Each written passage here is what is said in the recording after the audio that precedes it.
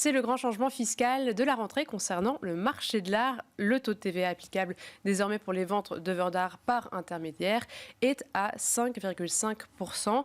C'est applicable dès ce 1er janvier 2025 et donc avec quelques subtilités sur lesquelles nous allons revenir avec Gaël Lefaou qui est avocat au barreau de Paris. Merci beaucoup d'être avec nous. Oui, je vous en prie. Est-ce que tout d'abord, on peut revenir sur cette réforme qui a eu lieu? Ça s'est étalé sur un peu moins de 2 ans. Quel est l'historique de ce décret qui est passé? Alors, il y a un historique assez compliqué dans le cadre du marché de l'art, puisqu'on avait plusieurs taux de TVA qui s'appliquaient. 5,5, 10%, 20%, avec des systèmes de détermination de la base de TVA qui étaient différents. On avait de la TVA sur la marge de droit et sur option. Donc j'espère que je ne vous ai pas déjà perdu, mais c'est pour expliquer qu'il y avait un système assez complexe de TVA antérieurement. Et tout ça était garanti par les clauses de gel au niveau communautaire, c'est-à-dire que les taux antérieurs à la réforme étaient maintenus grâce à ces clauses de gel. Et il y a une directive communautaire qui est intervenue le 5 avril 2022. Oui. Et cette directive communautaire chamboule un peu les cartes, puisque d'une part, elle fait exploser les clauses de gel. Et ensuite, elle revient sur le régime de la marge. Alors, les organisations représentatives de la profession se sont inquiétées. Heureusement, elles se sont inquiétées tôt.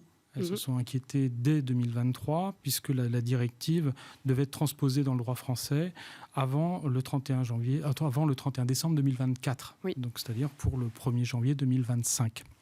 Mais dès 2023, il y a une pression des organismes dès février, et ça aboutit à une modification des textes dans le cadre de la loi de finances pour 2023, avec une application différée d'1 an.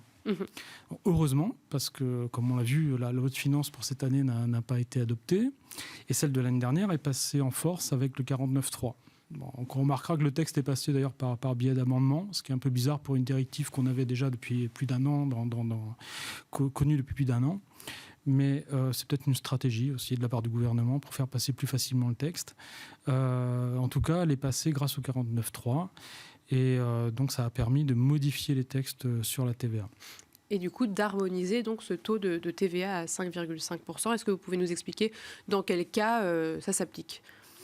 C'est une généralisation globale pour les intermédiaires, donc ce qui est intéressant. Donc, comme je disais tout à l'heure, les intermédiaires pratiquaient normalement la TVA à 20%, mais avec une option qui était quasiment systématiquement souscrite d'option pour la marge. C'est-à-dire que si vous avez acheté à 15 000 que vous vendez à 20 000, vous êtes taxé à 20%, mais que sur les 5 000 de différence.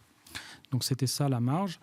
Et cette option était souscrite très régulièrement par les intervenants, et elle disparaît. Il y avait des galeries, etc. majoritairement. C'est ça. Et donc l'option disparaît. Elle est remplacée par un taux de TVA à 5,5 sur le prix de vente global, comme on a l'habitude de le voir dans le cadre du circuit économique. Donc ça, c'est la première grosse modification.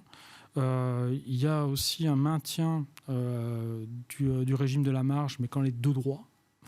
C'est-à-dire que c'est une autre subtilité, c'est-à-dire quand on a acheté auprès d'un non-redevable, par exemple un artiste qui est sous franchise en base de TVA, le régime de la marge pouvait s'appliquer. D'accord. Et là, ça continue. Donc c'est une exception, parce qu'il y a toujours en fiscalité des exceptions.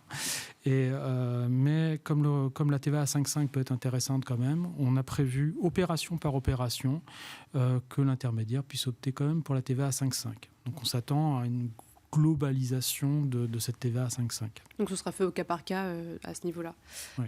Et qu'est-ce que vous pensez là, est-ce que ça va avoir un impact sur cette année 2025 Comment vous voyez les choses? Moi, je pense que ça a un effet de clarification. Donc c'est jamais mauvais, puisque le taux de TVA à 5,5 va s'appliquer de manière globalisée.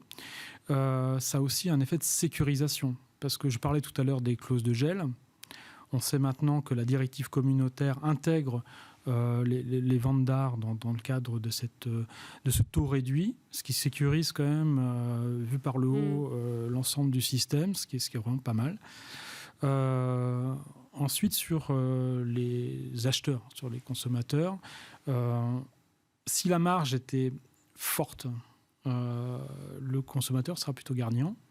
puisqu'on aura une TVA à 5,5 sur l'ensemble. Si les marges étaient faibles, par contre, ça risque de coûter un tout petit peu plus cher avec une TVA à 5,5 globalisée. D'accord, merci beaucoup Gaël Lefauge. Je rappelle que vous êtes avocat au barreau de Paris et tout de suite on passe à l'interview de la semaine.